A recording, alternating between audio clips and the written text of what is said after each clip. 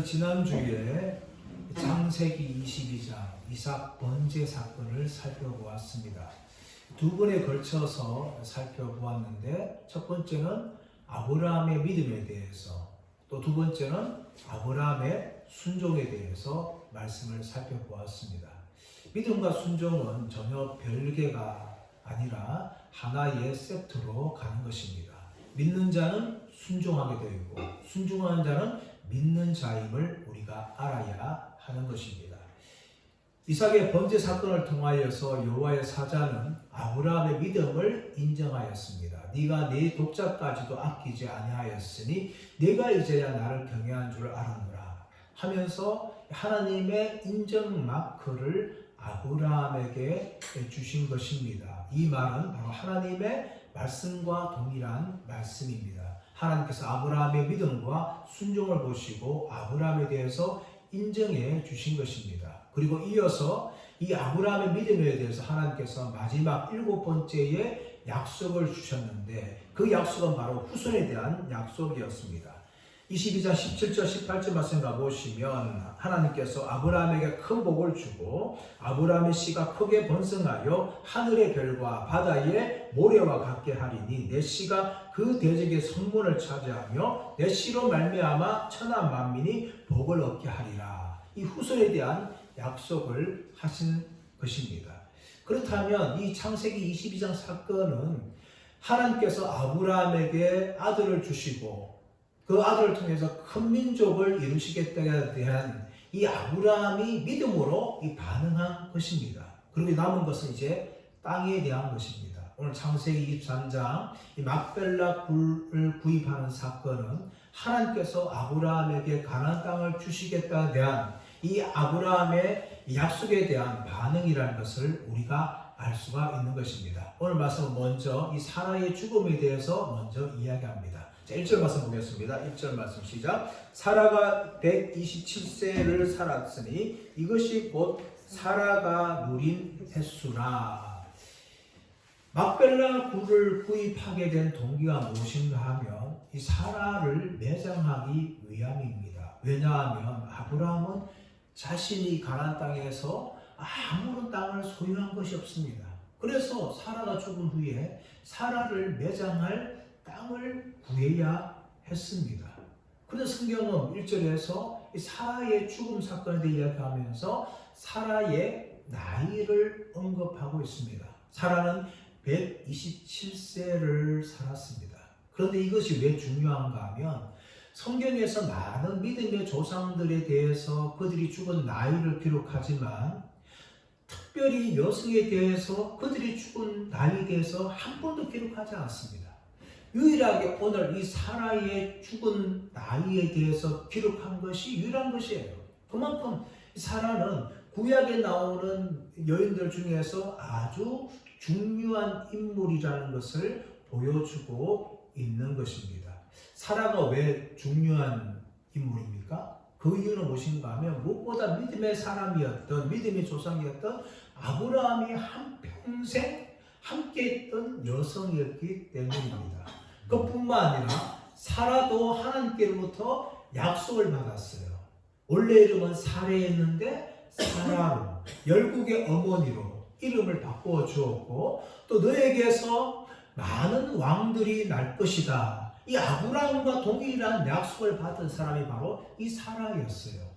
그런데 여러분 이 사라의 인생을 보게 되어지면 참 한편으로는 대단하고 한편으로는 참 불쌍한 인생을 살아가는 것을 볼 수가 있습니다. 아브라함이 약속의 말씀을 따라 가나안 땅에 들어갈 때에 사라도 믿음을 가지고 약속의 땅에 들어갔어요. 사라도 믿음의 사람이었고 하나님의 약속을 따라갔던 사람이었습니다. 그런데 이 사라의 인생을 보게 되어지면 두 번에 걸쳐서 성경 기록되어 있지만 아니 어쩌면 더 많이 있었을 거예요. 남편으로부터 버림받는 사건, 남편이 자신의 목숨을 지키기 위해서 아내를 누이라고 하는 이 사건, 버림받던 여자가 이 사라였어요. 그뿐만 아니라 사라는 불임의 여성이었어요. 아이를 잘 낳지 못하였습니다. 그로 인하여서 젊은 여종 하갈을 아브라함에게 첩으로 주었고 이 하갈과의 갈등이 일어나게 되어지는 거죠. 또 하나님께서 아들을 주시겠다 약속을 하였지만 사라는 비웃었습니다. 그만큼 사라는 한편으로는 불신앙의 여인이었고 또 하갈과 이스마엘을 향하여서 시기와 질투로 반응했던 여인이 바로 이 사라였습니다. 근데 여러분 어쩌면 이 사라의 인생은 저와 여러분의 인생이라고 볼 수가 있습니다. 우리도 예수 그리스도를 통하여서 구원받게 되어지고 믿음의 사람이 되었고 또 약속을 쫓아가는 사람들이 되었어요. 그러나 우리의 인생을 보게 되어지면 얼마나 인간적인 연약함과 죄로 가득하고 있습니까? 때로는 믿음을 살지만 때로는 하나님 앞에서 얼마나 불신앙으로 우리가 반응하는지를 모릅니다. 또 인간적으로 시기와 질투와 불평과 염려와 걱정 속에서 우리는 인생을 그렇게 살아갑니다. 이것이 바로 저와 여러분의 인생입니다. 그러나 여러분 사라가 127세에 자신의 인생을 마무리했듯이 우리도 이 땅에서 때로는 믿음으로 살고 때로는 불신앙에 넘어지고 때로는 인간적으로서 보이지만 우리의 인생도 이 땅에서 언젠가 마무리할 때가 있다. 인생의 마침표를 찍을 때가 있다는 것을 우리는 잊지 말아야 하는 것입니다. 사라가 127세를 죽었는데 어디서 죽었는가 하면 2절 말씀 보시면 사라가 가나안 땅 헤브론 곧 기럇 아르바에서 죽음에 아브라함이 들어가서 사라를 위하여 슬퍼하며 애통하다가 사라가 죽은 장소를 구체적으로 이야기하죠. 가나안 땅 헤브론 곧 기럇 아르바에서 죽었다. 여러분 이것이 왜 중요할까요? 성경은 사라가 죽은 땅에서 구체적으로 이야기해요. 그냥 헤브론이라고 이야기하면 되는데 그 앞에 무엇이 나오는가 하면 가나안 땅. 이 가나안 땅이 뭡니까? 약속의 땅이었어요. 하나님께서 아브라함에게 내 후손에게 주겠다는 그 약속의 땅이 가나안 땅인데 사라가 죽은 땅은 블레셋 땅도 아니고 또 애굽 땅도 아니라 가나안 땅에서 죽었다 라는 것을 이야기하면서 헤브론 곧 기럇 아르바에서 죽었다라고 이야기하는 겁니다. 헤브론과 기럇 아르바는 같은 땅이에요. 다른 이름에 불과합니다. 근데 여러분 기럇 아르바의 의미는 무엇인가 하면 크게 두 가지인데 하나는 네 개의 도시, 네겝의 도시 이런 의미가 있고 또 하나는 아낙 자손 아르바의 도시라는 의미가 있어요. 이 기럇 아르바의 이름이 어떤 의미인가가 중요한 것이 아니라 사라가 죽은 장소는 바로 애굽 땅이나 블레셋 땅이 아니라 가나안 땅에서 죽었다는 것이에요. 이 사라가 죽었던 이 헤브론 땅 기럇 아르바는 사실은 아브라함이 가나안 땅에서 가장 오랫동안 거주한 곳입니다. 애굽에서 올라온 후에 어디로 가는가 하면 헤브론으로 가요. 헤브론으로 가면서 이 롯과 결별하기까지 거의 20년 가까이를 이 헤브론 땅에서 살게 되어집니다. 그리고 롯과 결별한 후에 또 소돔과 고모라가 멸망한 후에 그랄로 옮기게 되어지고 아브라함은 이삭 번제 사건 이후로 브엘세바로 옮겨 삽니다. 그리고 이 브엘세바에서 기럇 아르바 헤브론까지는 약 4km 정도밖에 차이 나지 않고 또 예루살렘에서 남쪽에서 35km 이 가나안 땅 안에 있는 곳입니다. 바로 이 땅에서 사라가 죽은 거예요. 사라가 죽은 후에 아브라함이 어떻게 반응합니까? 2절 하반절 말씀 보시면 아브라함이 들어가서 사라를 위하여 슬퍼하며 애통하다가 아브라함이 사라의 시신 앞에서 그가 보인 반응이 뭡니까? 슬퍼하며 애통했다. 슬퍼했다는 것은 가슴을 치며 정말 사라의 이 죽음에 대해서 애통하는 것이고 애통해서 눈물을 흘리며 슬퍼하는 거예요. 그만큼 아브라함은 사라의 죽음에 대해서 그렇게 가슴을 치면서 눈물을 흘리며 슬퍼하였습니다. 어쩌면 자신과 한평생 함께했던 사라를 본 이별에 대한 슬픔일 것이고 또 한편으로는 남편으로서 아내에 대하여서 못할 일을 너무나 많이 한 자신의 모습이 부끄러워서 그렇게 울었을 거예요. 이렇게 아브라함은 슬픔과 많은 회한이 가득 찬 눈물을 흘렸는데 이 눈물만 흘려서는 안 되는 거죠. 왜냐하면 사람이 죽으면 장례를 지려야 되지 않습니까? 현실적인 문제가 생기는 거예요. 그래서 아브라함은 사라를 매장할 땅을 구하기 위해서 그 시신 앞에서 일어납니다. 자, 3절 말씀 가볼까요? 3절 말씀 시작. 그 시신 앞에서 일어나 나가서 헷족속에게 말하여 이르되, 그 시신 앞에서 일어나 나가서 헷족속에게 말하여 이르되.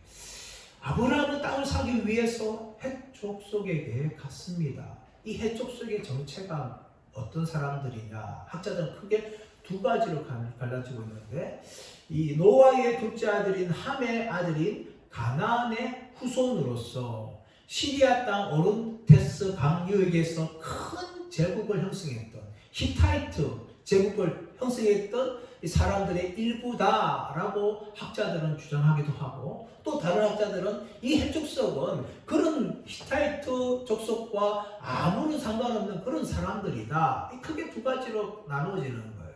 사실 어떤 사람들이 이제 정확히 알 수 없지만 이 헤브론 땅에 누가 살았는가 하면 헷족속이 먼저 살았고 헷족속이 다 그 땅을 차지했어요. 그래서 아브라함은 이 헷족속에 나가서 땅을 구입해야 되는 거죠. 4절 말씀 보시면, 나는 당신들 중에 나그네요 거류하는 자이니 당신들 중에서 내게 매장할 소유지를 주어 내가 나의 주권자를 내 앞에서 내어다가 장사하게 하시오. 지금 아브라함은 헷족속에 나가서 먼저 자신을 소개하죠. 어떻게 소개합니까? 나는 당신들 중에서 나그네요 거류하는 자입니다 라고 소개하는 거예요. 이 나그네는 것은 일정한 지역 안에서 정처 없이 떠돌아다니는 자를 말하는 것이고, 거류하는 자는 일정한 거처도 없이 막 떠돌아다니는 자를 말합니다. 그런데 이 나그네와 거류하는 자는 그 당시에 이 사회 계층에 보면 제일 밑바닥에 있는 사람들이에요. 왜냐하면 땅을 소유하지 못했기 때문에. 그 당시만 해도 땅이 없다는 것은 정말 인생이 별 볼일 없는 인생이라는 거예요. 그래서 땅이란 그만큼 중요한데 이 한평의 땅도 아무런 소유하지 못하고 떠돌아다니는 그런 사람들이기 때문에 그 당시에 하류층에 속하는 사람들이었어요. 아브라함은 자신을 헷족속 앞에서 나는 당신들 중에서 나그네와 거류하는 자에 불과합니다 라고 자신을 굉장히 낮추면서 소개를 합니다. 물론 아브라함은 나그네고 거류한 자가 맞습니다. 왜냐하면 가나안 땅에 들어왔지만 한 편의 땅도 잡힐 게 없었어요. 그래서 떠돌아다녔어요. 양들을 데리고 떠돌아다녔지만 여러분 보통 나그네가 아니었어요. 보통 거류한 자가 아니었습니다. 왜 그렇습니까? 아브라함은 굉장히 많은 이 종을 거느렸고 또 양과 염소를 거느렸던 거부였어요. 아무도 무시하지 못하는 그 정도의 막강한 돈과 이 권력을 가졌던 사람이 이 아브라함이었습니다. 그런데 아브라함은요, 사라를 위해서 매장지를 구하기 위해서 헷족속 앞에서 나는 당신들 중에 나그네요 거류자입니다. 나는 떠내기에 불과합니다. 그렇게 자신을 겸손하게 이야기하는 겁니다. 사랑하는 여러분, 이것이 어쩌면 오늘날 이 땅의 삶을 살아가는 그리스도인들의 정체성을 보여주는 것입니다. 우리가 이 땅에서 때로는 부자로 살 수도 있고 많은 것들을 가지고 수 있는 것이고 사회적인 지위도 높은데 살아갈 수가 있습니다. 넓은 아파트에서 살 수가 있습니다. 하지만 여러분, 우리는 다 나그네고 거류한 자에 불과해요. 하나님이 오라 하면요, 우리는 이 땅의 모든 것을 다 내려놓고 가야 되는 그런 나그네요 거류하는 자입니다. 하지만 우리는 목적지가 있는 나그네와 거류한 자예요. 이 땅의 삶을 살아가지만 이 땅이 전부가 아니라 이 땅이 영원한 것이 아니라 바로 천국에 들어가야 될 그런 나그네와 거류자로서 우리는 이 땅의 삶을 살아가야 될 줄 믿습니다. 아브라함은 바로 자기를 그렇게 인식했어요. 비록 내가 이 땅에서 한 평의 땅도 없지만 나는 영원한 천국을 향하여 들어가야 될 나그네요 거류자라는 인식을 가지고 이 땅의 삶을 살아가는 것이 바로 아브라함의 믿음의 여정이었습니다. 저와 여러분 모두가 다 아브라함처럼 천국을 향하여 이 땅을 나그네처럼 살아가는 분들 되시기를 예수의 이름으로 축원합니다. 이렇게 아브라함은 자신을 그렇게 나는 당신들 앞에서 나그네며 거류한 자입니다 하면서 땅을 구입할 수 있도록 제안을 하니까 헷족속이 반응을 하죠. 자, 5절 6절 말씀 시작. 햇사람이 아브라함에게 대답하여 이르되 내 주여 들으소서. 당신은 우리 가운데 있는 하나님이 세우신 지도자이시니 우리 묘실 중에서 좋은 것을 택하여 당신의 죽은 자를 장사하소서. 우리 중에서 자기 묘실에 당신의 죽은 자 장사함을 금할 자가 없으리이다. 아브라함이 해줬을 앞에서 나는 당신들 중에서 나그네요 거류한 자에 불과합니다 라고 고백을 했지만 해족석은 그렇게 인정하지 않죠. 자, 6절 말씀 보시면 내 주여 들으소서. 당신은 우리 가운데 있는 하나님이 세우신 지도자이십니다 라고 이야기하는 겁니다.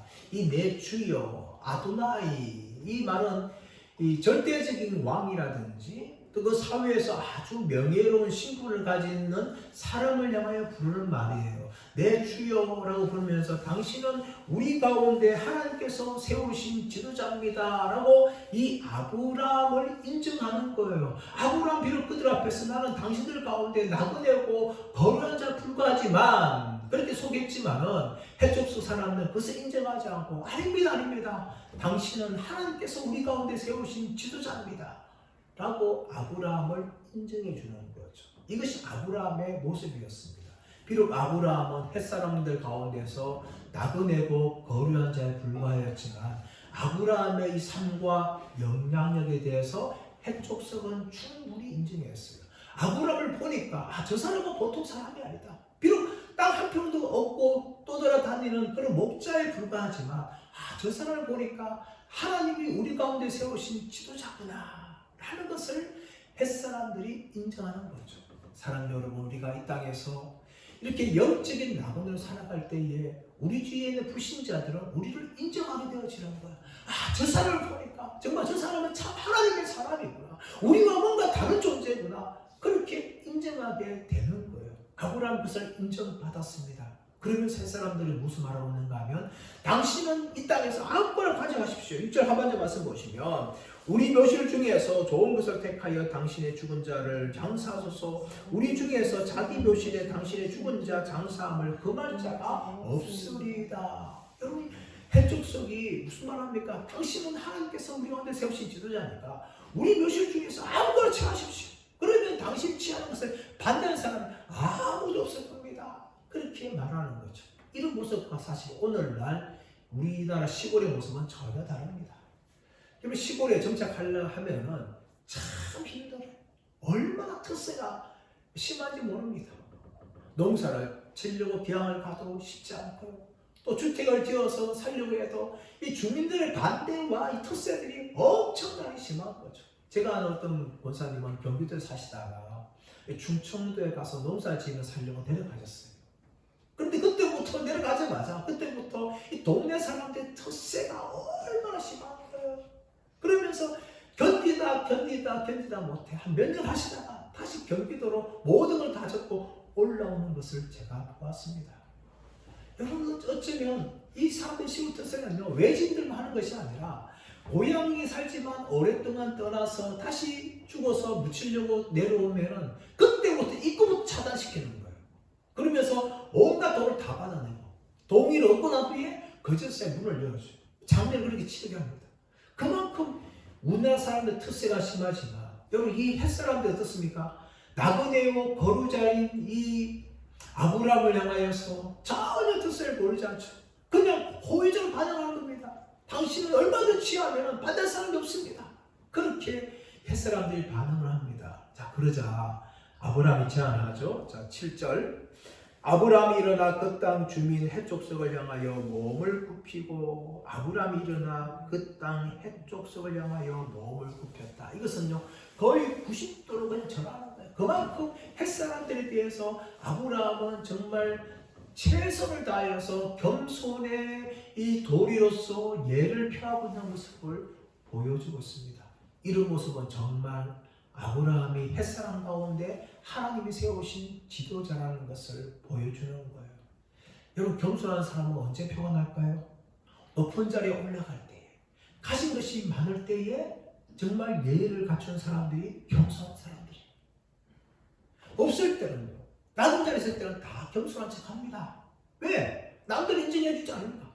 그런데 여러분 높은 자리에 올라가고 많은 것을 가지게 되어지면 그 사람의 본색이 드러나는 거죠.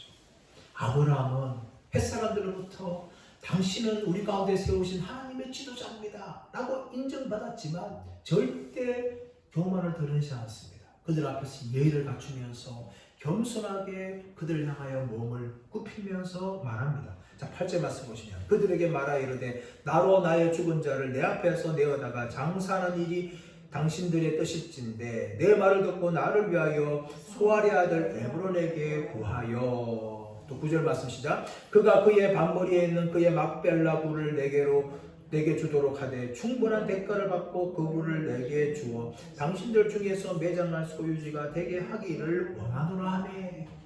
여러분 햇사람들이 아무 땅이나 당신 택하면 아무도 방해하지 않습니다. 그렇게 제안하니까 아브라함이 그 제안을 받으면서 몸을 굽히며 인사하면서 어디를 말합니까?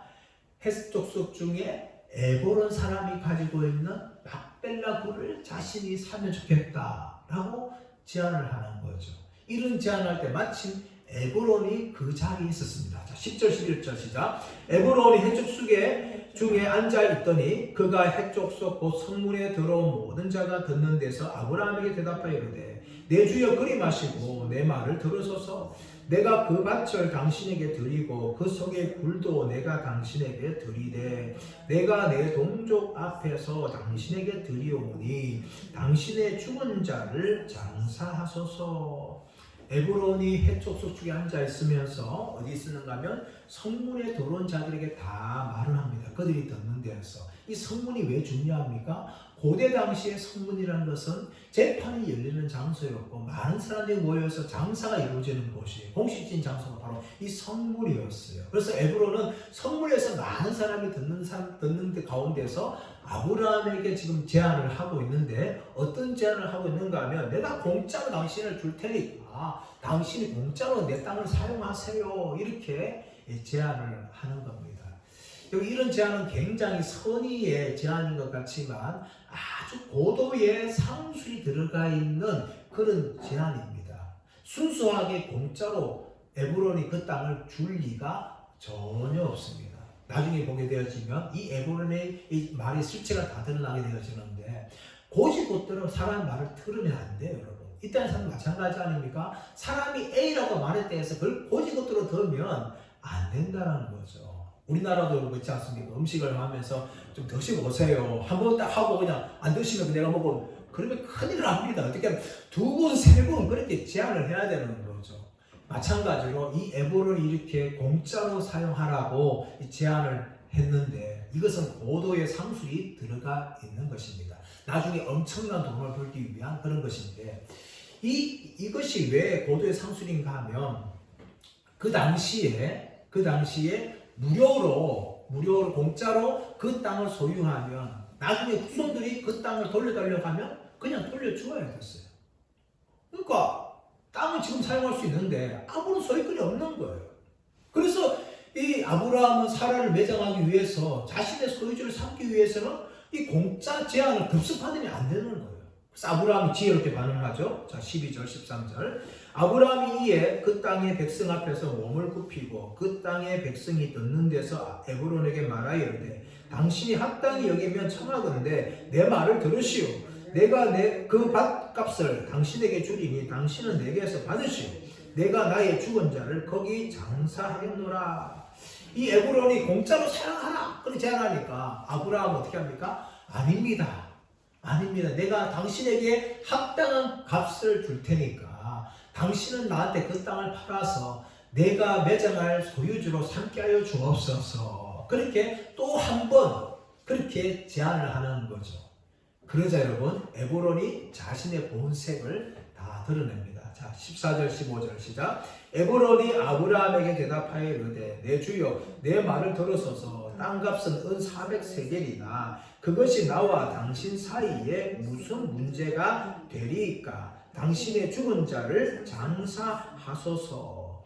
에브론은 아브라함에 향해서 내 주여라고 그렇게 칭호하면서 아브라함을 굉장히 높이면서 자신의 본색을 드러내는데 땅값을 얼마나 제한합니까? 땅값에 대해서 은 400세겔을 제한을 합니다. 여러분 그 당시에 노동자 1년에 이 품삯이 은 5세겔이나 은 10세겔이에요. 그렇다면 은 400세겔은요. 적어도 이 노동자 1년 품삯의 40배나 아니면 80배가 되는 어마어마한 큰 돈이에요. 한 번도 쓰지 않고 80년을 모아야 되는 돈이 이 은 400세겔이라는 거예요. 이 돈이 여러분 얼마나 큰 돈인가 하면요. 다윗이 나중에 이 성전 터를 사기 위해서 지불한 돈이 은 50세겔에 불과해요. 그리고 예레미야가 사촌의 땅을 사기 위해서 지불한 돈이 은 17세겔에 불과합니다. 그렇다면 은 400세겔은 굉장히 큰 돈이에요. 왜 이렇게 큰 돈을 불렀는가 하면 에브론은요. 단지 사라를 매장할 수 있는 막벨라 굴만 팔기를 원하지 않았어요. 그 굴만 팔면 다른 주위의 땅이 쓸모없게 되는 거예요. 그래서 에브론은요. 막벨라 굴을 주위에 둘러고 있는 밭과 그 안에 있는 모든 나무들을 통째로 그렇게 아브라함에 팔기 위해서 은 400세겔을 제시하는 거죠. 근데 이런 제안은요. 아브라함이 거절할 수 없는 거예요. 왜냐하면 이것을 사면 자신의 땅을 사라를 매장할 땅을 구할 수가 없는 거예요. 막벨라 굴을 살기 위해서 울며 겨자 먹기로 사실은 살 수밖에 없는 그런 열악한 상황에 처한 거죠. 사람들은 이만큼 잔머리를 많이 돌립니다. 어떤 사람이 공경에 처하면 그 공경한 사람을 막 살려주는 것이 아니라 그 사람을 통해 가지고 더 많은 이익을 취하려고 사람들 머리를 돌리는 거죠.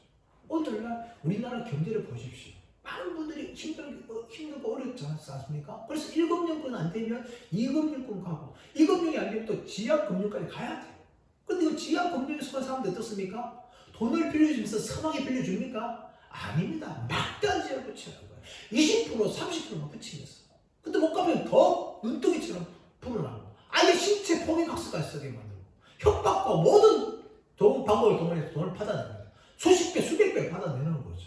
이것이 사람들의 모습이에요. 그만큼 사람들은요, 남들이 어려움을 당할 때 그것을 이용해서 더 많은 이익을 취하려고 하는데 에브론도 다르잖아요.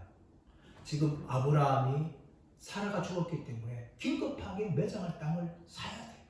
이런 공경에 처한 아브라함을 향하여서 막벨라 굴뿐만 아니라 그 땅 주위에 있는 모든 것들을 다 팔기 위해서 은 400세겔이라는 어마어마한 돈을 제시를 합니다.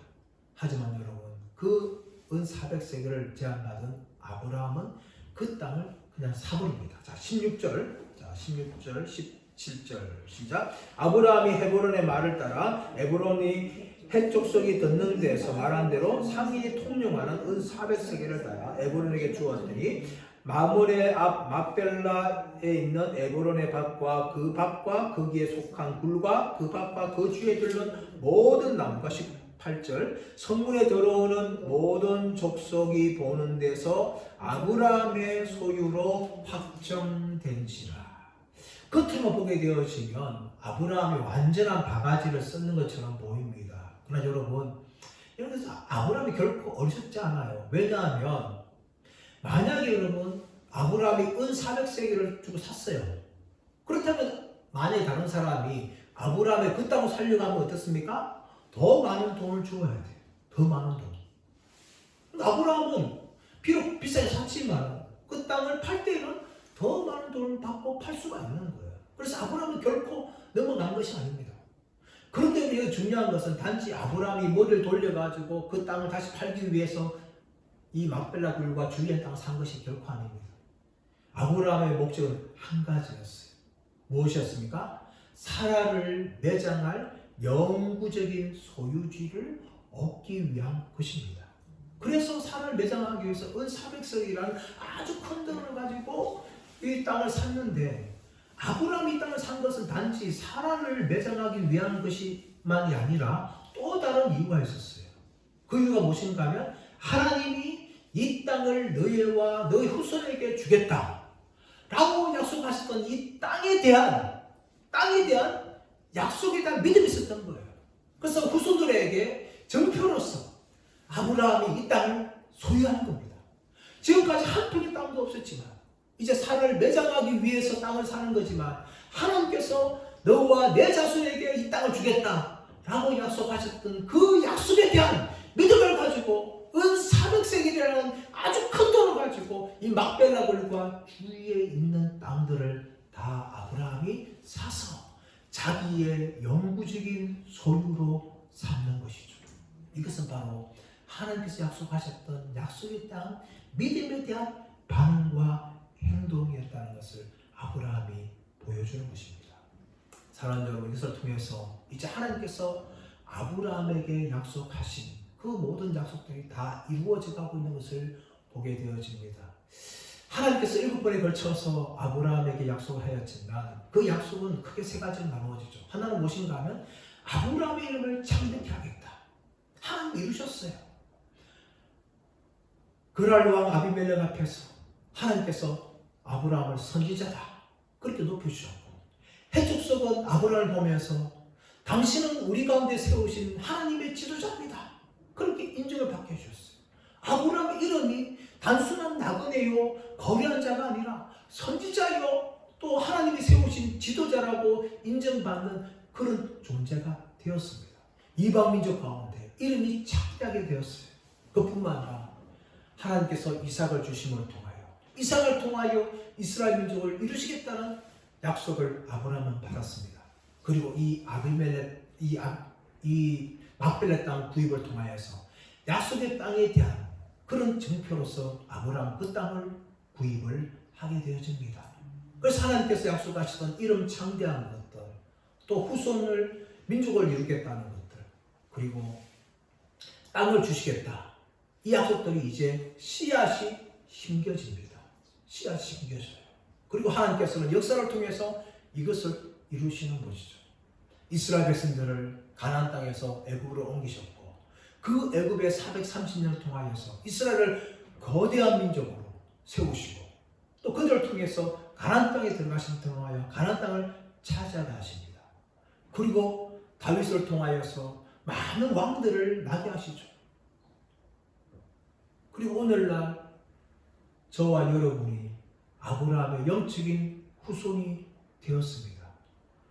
이 하나님의 약속은 하나님께서 지금도 아브라함한테서 계속해서 하신 약속을 이루시고 계시듯이 오늘날 저와 여러분을 통해서 하나님은 이루어 가기를 원하신다는 것을 믿으시기를 바랍니다. 모든 것은 과정이 있습니다. 예수 그리스도께서 이 땅에 오셔서 마지막 이 세상 모든 것을 심판하실 그날까지 하나님의 약속은 계속해서 이루어지고 있는 것입니다. 저와 여러분 모두가 다 신실하게 이 하나님의 약속에 대한 믿음으로 반응하기를 간절히 원합니다. 비록 우리의 눈에는 잘 보이지 않고 우리의 판단으로는 잘 알 수도 없지만 하나님은 지금도 온 인류의 역사를 이루어 가시고 성경에 하셨던 이 모든 약속들을 지금도 이루어 가고 계신다는 것을 믿으시기를 간절히 바랍니다. 그리고 우리가 천국에 들어갈 때까지 우리를 떠나지 않고 우리와 함께 하시며 믿음의 여정 가운데 동행하여 주시고 또 우리의 구원을 완전히 이루실 때까지 우리를 떠나지 않고 우리 가운데 하셨던 하나님의 모든 약속들을 이루어 가신다는 것을 믿으시기를 간절히 바랍니다. 그래서 우리와 저와 모두가 다 아브라함이 믿음의 여정을 나그네로서 거류한 자로서 걸어가듯이 천국을 향하여서 믿음의 나그네요 믿음의 거류하는 자로서 이 땅의 삶을 살아가시는 저와 여러분 모두가 되시기를 예수의 이름으로 축원합니다.